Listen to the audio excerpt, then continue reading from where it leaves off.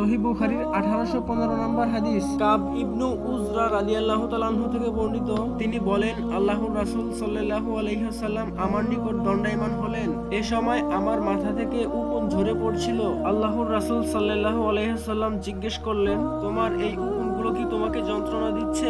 আমি বললাম, হ্যাঁ। তিনি বললেন, মাথা মুন্ডন করে ফেলো, অথবা বললেন, মুন্ডন করে ফেলো। কাব ইবনু উজরা রাদিয়াল্লাহু তাআলা আনহু বলেন, আমার সম্পর্কেই নাজিল হয়েছে এই আয়াতটি। তোমাদের মধ্যে কেউ যদি রোগাক্রান্ত হয় কিংবা মাথায় কষ্টকর কিছু হয়ে থাকে, আল বাকারা 196 নম্বর আয়াত। তখন নবী সাল্লাল্লাহু আলাইহি ওয়াসাল্লাম বললেন, তুমি 3 দিন সাওম পালন করো, কিংবা এক ফারাক 3 সা পরিমাণ 6 জন মিসকিনের মধ্যে সদাকা করো, অথবা কুরবানি করো, যা তোমাদের জন্য সহজসাধ্য।